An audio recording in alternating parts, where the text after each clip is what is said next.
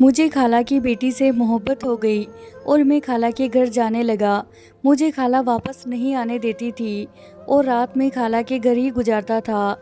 खाला को जब पता चला कि मैं उनकी बेटी से मोहब्बत करता हूँ तो खाला ने मुझे अपने घर बुला लिया और जब सुबह आँख खुली तो खाला ने शोर मचा दिया कि मेरे भांजे ने मुझे पेट से कर और मेरे अम्मी पापा को घर बुला लिया। मैंने कस्में खाई कि मैं खाला को हाथ तक नहीं लगाया, लेकिन कोई नहीं माना और खाला के टेस्ट करवाए। जब रिपोर्ट आई तो मेरा दिल फट गया, क्योंकि खाला तो मेरा नाम समीर है। मेरी अम्मी की एक छोटी बहन थी जिसका नाम हमने खाला जान रखा हुआ था। हम सब उन्हें प्यार से जानी या जान खाला कहते थे। वो बहुत ही ज़्यादा खूबसूरत थी, लेकिन फिर उनकी शादी बड़ी उम्र के मर्द से हो गई। वो शादी से बहुत ज़्यादा उदास थी। सारे खानदान को कहती थी कि मैं खुश नहीं हूँ, बड़ा ही मतलबी इंसान है, ये शादी करने के लायक ही नहीं था। खुदा ने उनको एक बेटी भी दी थी जो मुझसे 4 साल छोटी थी और उसके बाद उनका पति इस दुनिया में नहीं रहा, लेकिन उनके लिए बहुत सारी जायदाद जरूर छोड़ के गया था। अब उनकी बेटी नायरा 17 साल की हो चुकी थी और वो बहुत ही ज़्यादा खूबसूरत थी और मुझे बहुत अच्छी लगती थी। लेकिन मेरी माँ को ना तो अपनी बहन अच्छी लगती थी और ना ही मेरा वहाँ आना जाना। उनको नायरा भी अच्छी नहीं लगती थी। वो कहती थी कि मेरी बहन अजीब थी, उसने हमारे खानदान का सब नाम बदनाम कर दिया। पूरे खानदान की सबसे बिगड़ी हुई लड़की थी।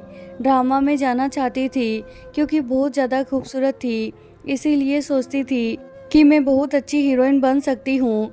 एक बार तो इसी चक्कर में घर से भाग गई थी और मुंबई तक चली गई थी। वहाँ पर किसी स्टूडियो में बेटी ऑडिशन दे रही थी।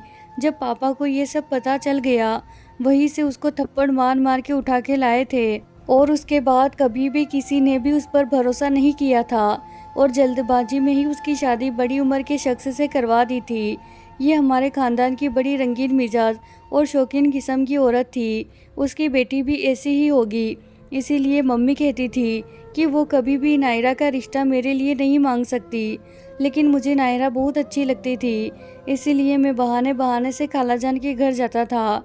वैसे भी उनके घर में कोई मर्द होता नहीं था, बात भी बन जाती थी और वो मेरे पापा को कहती थी कि कोई मर्द नहीं है, इसीलिए कभी कभी आया जाया करे। समीर को कहे कि हमारे घर सो जाया करे, ताकि पता चलेगा कि घर में किसी मर्द का आना जाना है, नहीं तो हम दो अकेली औरत यहाँ पर रहती है। यह ना हो कि कल को कोई हमारे ऊपर हमला ही कर दे। दरअसल पापा के दिल में भी खालाजान के लिए भी थोड़ा प्यार मौजूद था, क्योंकि वह उनसे शादी करना चाहते थे और उन्होंने रिश्ता भी उन्हीं के लिए भेजा था। लेकिन खालाजान ने उनको रिजेक्ट कर दिया था और फिर मम्मी की शादी उनसे करवा दी गई थी, इसीलिए पापा उनकी बात से मना नहीं कर सकते थे। मम्मी को इस बात पर बहुत गुस्सा आता था कि उनके घर में तो 2 मर्द हैं और दोनों ही खालाजान के घर जाते हैं और मैं भी अकेला था, इसीलिए इस खानदान में बहुत ही कम लोग थे। मेरा तो कोई और था ही नहीं और ना ही कोई और बहन थी। मुझे नायरा सबसे ज़्यादा अच्छी लगती थी। जब मैं खाला के घर जाता तो मेरे लिए बहुत अच्छे अच्छे और मज़े मज़े के खाने भी बनाती थी। मेरा कोई मामू भी नहीं था और कोई चाचू भी नहीं था, छोटा सा खानदान था। मैंने पापा को कहा था कि मुझे नायरा बहुत अच्छी लगती है। पापा ने भी कहा था कि वो लड़की बहुत अच्छी है, तुम्हारे साथ अच्छी रहेगी। लेकिन अभी ये बात अम्मी के कानों तक नहीं गई थी कि मैं नायरा को बहुत ज़्यादा पसंद करता था, क्योंकि वो तो वैसे ही बातों बातों में ये कहती नजर आती थी कि कभी भी उसकी शादी नहीं करवाऊंगी अपने बेटे से।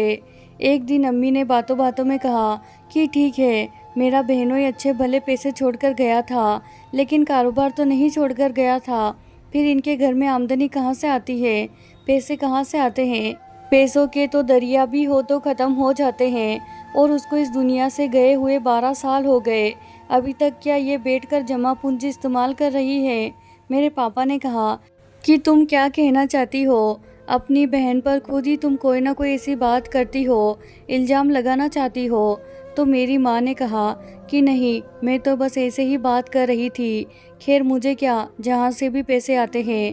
पापा ने कहा तुमसे तो नहीं मांगती है ना, जब तुमसे नहीं मांगती तुम्हें क्या तकलीफ़ है? ये बात यहीं पर ख़त्म हो गई। मुझे अम्मी पर बहुत गुस्सा आता था कि क्यों उन दोनों के पीछे पड़ी रहती है। मैं एक बार घर गया तो वह घर पर नहीं थी और नायरा घर में अकेली थी। मुझे मौका मिल गया। वो भी मुझे पसंद करती थी, इस बात का मुझे यकीन था। हम दोनों बचपन में ही एक दूसरे से मोहब्बत का इजहार कर चुके थे, इसीलिए हम एक दूसरे के लिए कुछ भी कर सकते थे। खाला घर पर नहीं थी, तो हमने साथ बैठकर खाना खाया, टीवी देखा, एक दूसरे का हाथ पकड़ा और एक दूसरे से प्यार भरी बातें की, मोहब्बत का इजहार किया। खाला आ गई तो मेरा हाथ नायरा के हाथ में देखकर थोड़ा सा चौंक गई। मैंने कहा कि इसको बुखार हो रहा था, मैं चेक कर रहा था। खाला ने कहा कि हाँ, इसको सुबह भी थोड़ा बुखार था। चलो कोई बात नहीं है, अब तुम आ गए हो तो खाना खाकर जाना। जब मैंने खाना खा लिया तो खाला ने कहा अब चाय पीकर जाना, और जब चाय पी ली तो कहा कि बहुत रात हो गई है, अब तुम यहीं पर रुक जाओ। मैं खुशी खुशी वहीं पर रुक गया। मैं अलग कमरे में सोया करता था, गर्मी बहुत थी तो बाहर लाउंज में सो जाता था।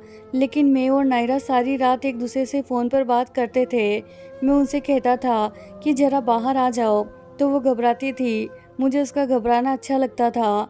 फिर वो पानी पीने के बहाने बाहर आ जाती, एक दूसरे को देखते रहते, फिर वो वापस चली जाती। तो मैं कुछ देर बाद उसे कहता कि किसी बहाने से बाहर आ जाओ, और रात इसी तरह गुजर जाती थी। हमारी मोहब्बत तो बहुत थी, पर इस घर में आना जाना था तो मुझे यह भी पता चलता रहता था कि खाला रोज़ कहीं जाती थी और सुबह जाती तो शाम को वापस आती थी। नायरा से पूछा था, वो कह देती थी कि सब्जी लेने गई है, बाजार गई है, दर्जी से कपड़े लेने के लिए गई है, बैंक से पैसे निकलवाने के लिए गई हैं। उसके बहुत बहाने होते थे, लेकिन खाला रोज़ कहीं ना कहीं ज़रूर जाती थी। एक रात खाला के घर में रुककर सुबह वापस आया तो अम्मी का उड़ता हुआ चप्पल मेरे मुंह पर लगकर ज़मीन पर गिर गया था। अम्मी ने कहा कि तुझे मना किया है उस घर में नहीं जाना, तो तू क्यों वहाँ पर चिपक जाता है? उन माँ बेटियों से दूर रहे। मैं तुझे आखिरी बार कह रही हूँ, उस घर में वो लड़की रहती थी जिससे मोहब्बत करता था, पर मुझे अम्मी वहाँ जाने से रोकती थी तो मुझे बड़ा गुस्सा आता था। मुझे पता था अम्मी का तकलीफ़ क्या था। अम्मी का तकलीफ़ ये था कि अम्मी बहुत ज़्यादा मोटी थी और खूबसूरत नहीं थी। अम्मी की जवानी की तस्वीरें खाला के घर में देखी थी मैंने। अम्मी में कोई ख़ास खूबसूरती मुझे नज़र ना आई, और खाला जान तो अभी भी इतनी खूबसूरत थी, तो जवानी में तो वैसे भी ही किसी फ़िल्म की हीरोइन लगती थी।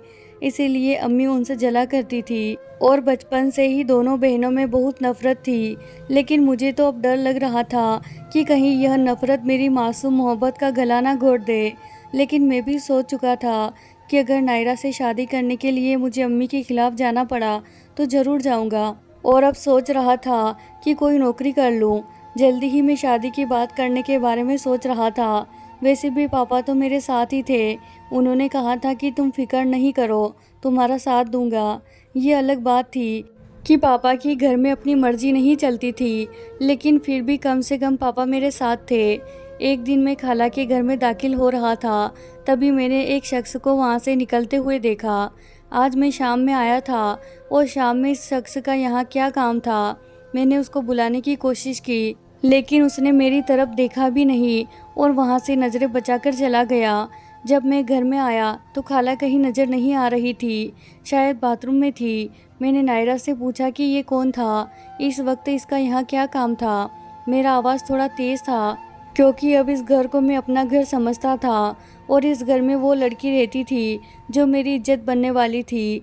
इसीलिए अगर एक अनजान आदमी शाम के टाइम इस घर से निकलेगा तो मैं सवाल तो करूँगा ही। नायरा ने कहा कि इतना गुस्सा क्यों हो रहे हो, वो मेरे चाचू है। मैंने कहा कि मुझे तो यही पता है कि तुम्हारे पापा इस दुनिया में अकेले थे और उनका कोई भी भाई नहीं था। तो नायरा ने कहा कि हाँ, ये उनके कज़न थे, तो ये भी तो मेरे चाचू हुए ना, इसीलिए हमारा हाल पूछने आए थे। जबकि मुझे वो शख्स अजीब सा लग रहा था, जैसे कोई गुंडा होता है। थोड़ी देर के बाद जब खाला वहाँ पर आई तो उनको देखकर मैं हैरान रह गया। उनके चेहरे पर अजीब किस्म का नील पड़ा हुआ था, और वो शायद नहाकर आई थी। मैंने कहा कि आपको क्या हुआ है? खाला ने कहा, बाजार में एक औरत से टकरा गई थी, उसने बहुत सारा सामान पकड़ा हुआ था, उसके सामान में से कोई चीज़ मेरे चेहरे पर लग गई, देखो कितना बड़ा निशान पड़ा है।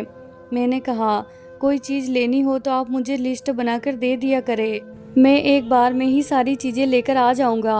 आप रोज़ रोज़ बाजार ना जाया करें। मेरी खाला ने कहा कि मेरा बच्चा तू क्या क्या करेगा। मेरी खाला ऐसे ही मुझे प्यार से बुलाया करती थी और बार बार मेरे सर पर हाथ फेरती थी। लेकिन एक दिन जब मैं घर से बाहर निकला तो कुछ लोगों की बात सुनकर मैं हैरान रह गया। वो मेरी और खाला और नायरा के बारे में बड़ी बड़ी बातें कर रहे थे और इसी मोहल्ले में खड़े थे। मैंने कहा कि शर्म नहीं आती मोहल्ले की शरीफ औरतों के बारे में इस तरह की फिजूल बातें करते हुए। जिसके बारे में ये बात कर रहे हो ना, वो मेरी कुछ लगती है। अगर दोबारा ऐसी कोई बात की तो पुलिस के हवाले कर दूंगा। वो मुझसे थोड़ा डर गए कि जवान कौन है, कहीं हम पर हमला न कर दे, और वहाँ से चले गए। लेकिन मुझे इस बात पर बहुत हैरानी हुई थी। कोई किसी के बारे में मुंह भर भर कर ऐसे कैसे बात कर सकता है। वो ये कैसे बोल सकते थे कि दोनों माँ बेटियाँ ही गलत हैं। इसका क्या मतलब है। मुझे एक पार्ट टाइम नौकरी मिल गई और मैंने सोच लिया कि मैं खाला से बात करता हूँ। मैंने खाला को बता दिया कि नायरा से मैं मोहब्बत करता हूँ और उससे शादी करना चाहता हूँ। खाला ने कहा कि मैं तो पहले ही जानती थी। अपने बच्चों की आंखें नहीं पढ़ सकती क्या। तुम्हारी उसकी मोहब्बत के बारे में तो मुझे पहले से ही पता है। और तुम्हारी जो ये नायरा है, इसने भी मुझे सब कुछ बता दिया था। मुझे तो इस रिश्ते से कोई भी तकलीफ़ नहीं है। तुम कल हमारे घर आ जाना या फिर यहीं से हम तुम्हारे घर चलेंगे और मैं तुम्हारी अम्मी से रिश्ते की बात कर लूँगी। लेकिन सुबह सुबह ही आना। मैं बहुत ज़्यादा खुश हो गया क्योंकि मेरा आधा काम तो हो ही गया था। अम्मी को मनाना था और अम्मी का मैं इकलौता बेटा था। अम्मी क्यों ना मानती, किसी न किसी तरह तो मान ही जाती। खाला ने कहा कि तुम यहीं रुक जाओ, सुबह यहीं से मिलकर चलेंगे। अब क्या तुम सुबह जल्दी जल्दी आओगे? सुबह नाश्ता भी कर लेना, तुम्हारे लिए पराठे बनाऊंगी। मैं बहुत खुश था। रात तो मुझे नींद ही नहीं आई। लेकिन जब आँख खुली तो अजीब सा शोर सुना। इसी शोर पर मेरी आँख खुली। मेरी खाला पूरी तरह से रो रही थी, चिल्ला रही थी। मैं परेशान हो गया कि ना जाने क्या हो गया है। नायरा वहाँ से गायब थी, पता नहीं वो कहाँ थी। देखा तो मेरे पापा और मम्मी भी वहाँ पर मौजूद थे और मेरी खाला ने शोर किया हुआ था।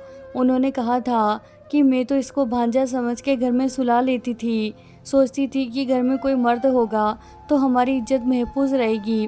लेकिन हमें क्या पता था कि हमारी इज्जत का यह दुश्मन निकलेगा। मेरे भांजे ने मुझे पेट से कर दिया है। मैं इसके बच्चे की माँ बनने वाली हूँ। ये रोज़ रात को मेरे कमरे में आ जाता था और ताकत के जोर पर खाला अचानक खामोश हो गई। ये कोई मजाक नहीं था बल्कि तमाशा था जिसमें सब लोग भी शामिल थे। मैं हैरान और परेशान रह गया। खाला किस किस्म की बातें कर रही थी, मेरा उनके साथ क्या ताल्लुक था। खाला को गौर से देखा तो पता चला कि वह वाकई में पेट से थी। सब लोग कह रहे थे कि ऐसे नहीं हो सकता। मेरी माँ ने मुझे देखा तो मेरा कॉलर पकड़ लिया और कहा कि और यहाँ पर आया कर, अब देख रहा है क्या हो गया है यहाँ आने से। यहाँ पर क्या हो रहा है, कुछ पता है तुझे? मेरी खाला ने कहा कि अभी तू इसका साथ दे रही है, मेरे साथ जुल्म हुआ है। सारा जहान तमाशा बन गया था। मुझे मोहल्ले से निकलना मुश्किल हो गया था। सब लोग ऐसे देख रहे थे जैसे मुझ पर हमला कर देंगे। अम्मी और पापा मुझे घर ले आए। मेरे माँ बाप ने मुझ पर हाथ भी उठाया और कहा कि बता ये सब कुछ क्या था, क्या किया है तुमने। मैंने कहा कि मैंने कुछ भी नहीं किया, सिर्फ मेरी माँ ही थी जो मेरे साथ थी। लेकिन वो भी मुझे इस बात पर डांट रही थी कि मैंने तुझे कहा था कि उन औरतों से दूर रहना, लेकिन तुमने मेरी बात नहीं मानी। वो मुझ पर इतना बड़ा इल्ज़ाम कैसे लगा सकती थी। बाकी रिश्तेदार भी आ गए और कुछ मोहल्लेदार भी। खाला का जब चेकअप करवाया गया तो सच में वो पेट से थी और उनके यहाँ बच्चा होने वाला था। इस बात पर मैं सबसे ज़्यादा हैरान था कि नायरा ने भी उनके हक में गवाही दे दी थी और उनसे कहा कि ये अचानक हमारे घर आ जाता था और बंदूक के ज़र पर हमारे साथ ये सब कुछ करता था। मेरी मोहब्बत ने भी मेरे साथ झूठ बोला था। मेरी ज़िंदगी बर्बाद होती थी। ऐसा लगता था कि किसी बुरे ख्वाब में हूँ जो अभी आँख खोलेगी तो जाग जाऊँगा। लेकिन यह बुरा सपना तो टूट ही नहीं रहा बल्कि मेरी ज़िंदगी को बर्बाद कर रहा था। सबको यकीन हो गया कि वो बच्चा मेरा है। ये किसका गुनाह था जिसका इल्ज़ाम मुझ पर लग रहा था, क्योंकि उनके घर में सिर्फ मैं ही आता जाता था।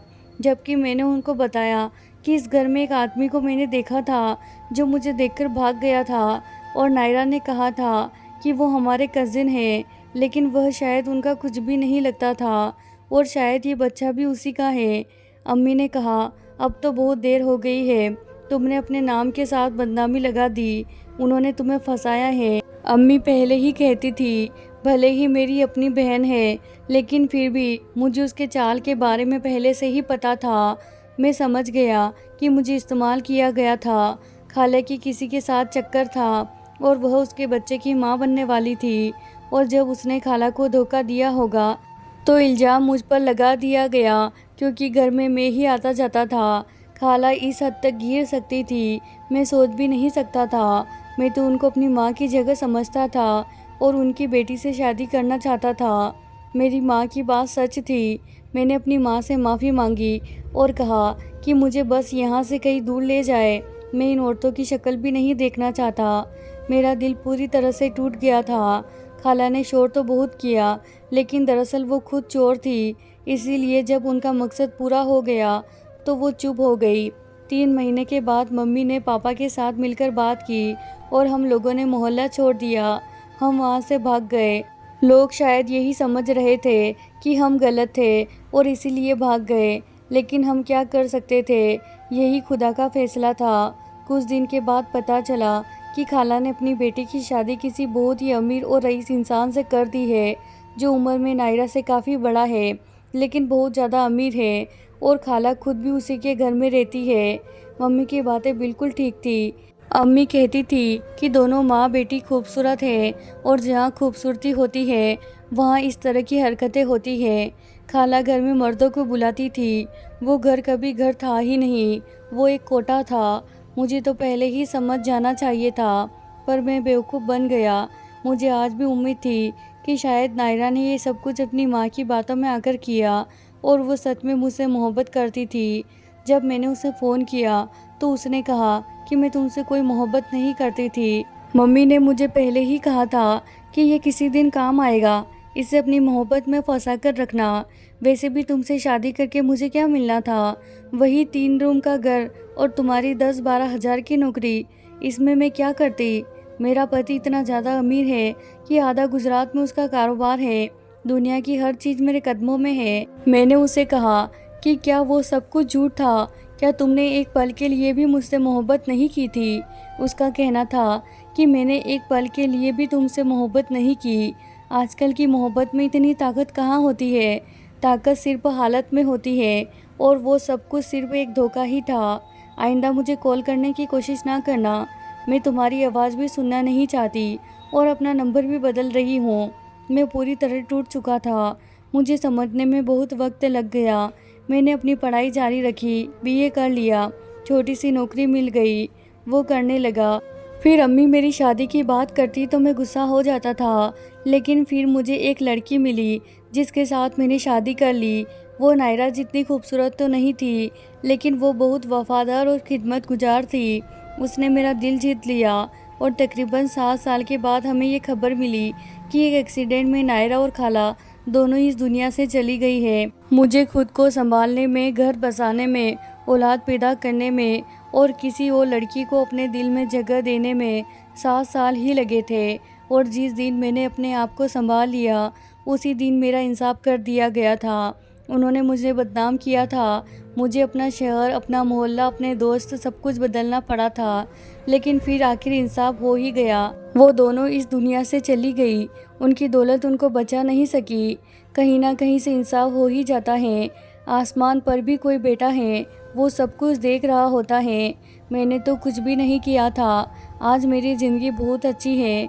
आज मेरे पास एक वफादार बीवी और एक प्यारी सी बेटी है जिसके साथ मैं अपनी ज़िंदगी गुजार रहा हूँ। तो प्यारे दोस्तों, ये थी हमारी आज की कहानी। वीडियो को ज़रूर लाइक कीजिए और चैनल को सब्सक्राइब करना बिल्कुल ना भूलें। धन्यवाद दोस्तों।